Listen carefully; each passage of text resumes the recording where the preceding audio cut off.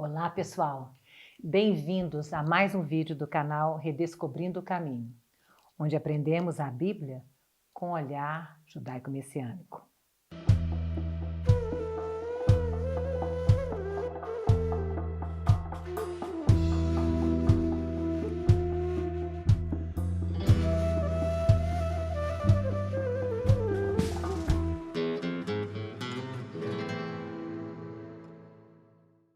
No vídeo de hoje, vamos falar sobre desvios.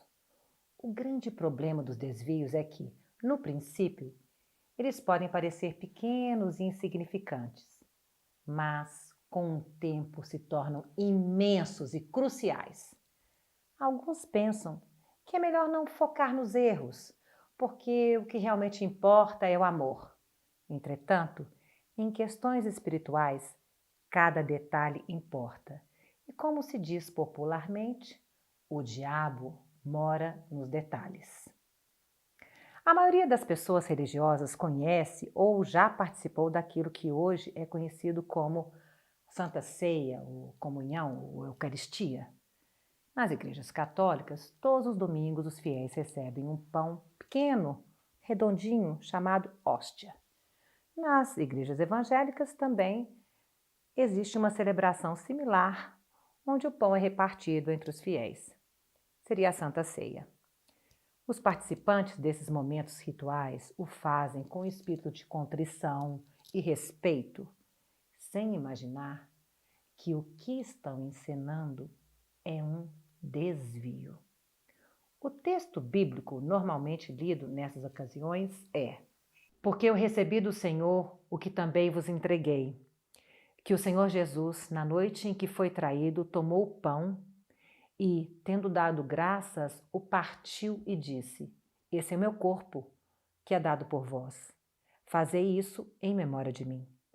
Semelhantemente, também depois de cear, tomou o cálice, dizendo: esse cálice é a nova aliança no meu sangue. Fazei isso em memória de mim. Acontece que, na noite em que Jesus foi traído, ele e seus discípulos estavam celebrando a Páscoa. Vejamos. Chegou o dia da festa dos pães asmos, em que importava comemorar a Páscoa. Jesus, pois, enviou Pedro e João, dizendo: ide preparar-nos a Páscoa, para que a comamos. Eles lhe perguntaram: onde queres que a preparemos? Então lhes explicou Jesus: ao entrardes na cidade, encontrareis um homem com um cântaro de água. Segui-o até a casa que ele entrar e dizei ao dono da casa: o mestre manda perguntar-te: onde é o aposento no qual hei de comer a Páscoa com os meus discípulos? Ele vos mostrará um espaçoso cenáculo mobiliado. Ali fazei os preparativos. E indo, tudo encontraram como Jesus lhes dissera e prepararam a Páscoa. Mateus e Marcos também fazem o mesmo relato, e em cada um deles a palavra Páscoa aparece pelo menos 3 vezes. Ué, peraí. A mente de algum de vocês pode estar bugando aí, não é verdade? Mas Silvia, a Páscoa não é a celebração da ressurreição? Como eles estariam celebrando a ressurreição antes mesmo de Jesus ter morrido? Jesus e seus discípulos não estavam celebrando ou iniciando ali uma tradição nova. Eles estavam celebrando o mesmo evento que todos os judeus da época estavam celebrando.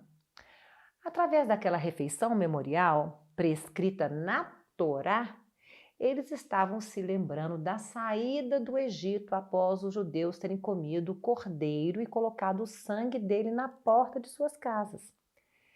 Essa festa é o perfeito simbolismo do que estava prestes a acontecer.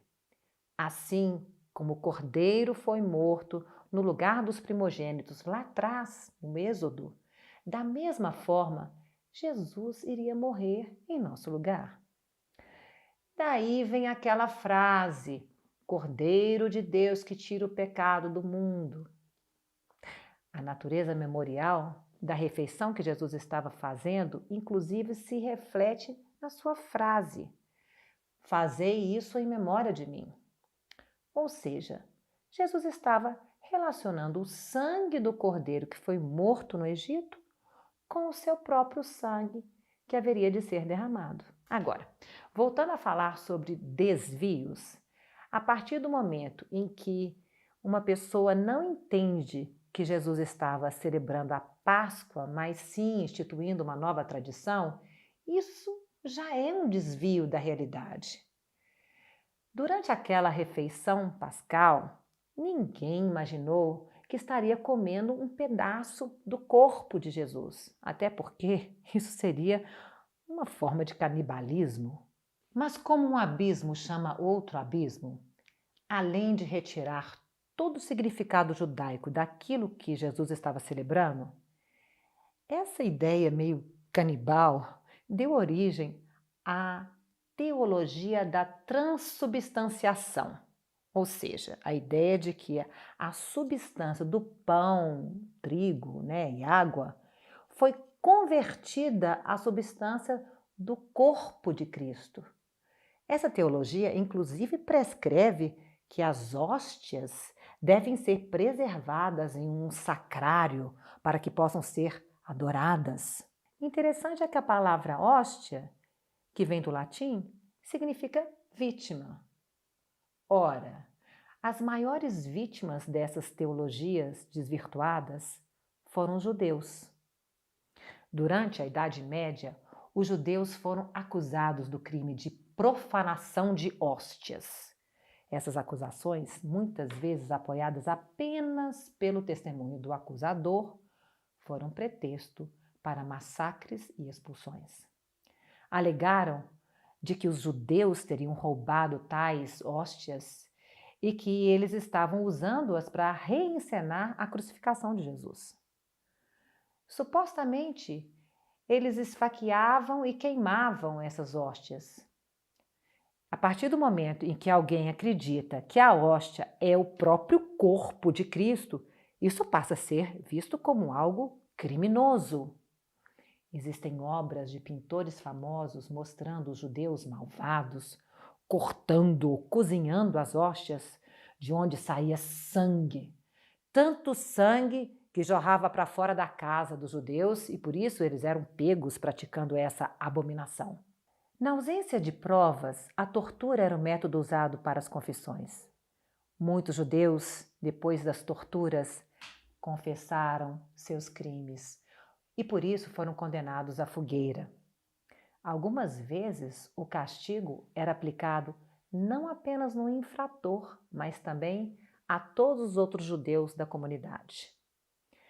Na Alemanha, houve mais de 100 casos de judeus se declarando culpados pela profanação de hóstias. A primeira acusação registrada foi em 1243, na cidade de Belitz. A tradição registra que os judeus de Belitz foram queimados em uma colina antes do portão do moinho.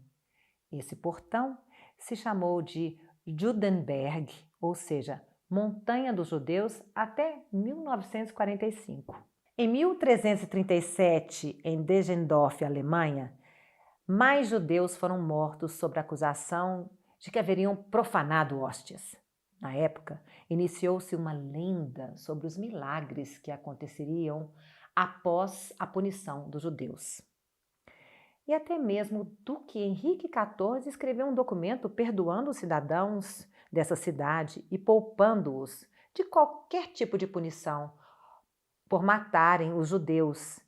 Ele concedeu a eles o direito de manter todos os bens que eles haviam saqueado de suas vítimas. Também Bruxelas, 1370, entrou na onda das punições. Os judeus de lá foram acusados de profanação de hóstias. 6 judeus morreram queimados e o resto dos judeus foram expulsos. Na Espanha, em 1410, surgiu uma lenda dizendo que a profanação das hóstias provocou um terremoto.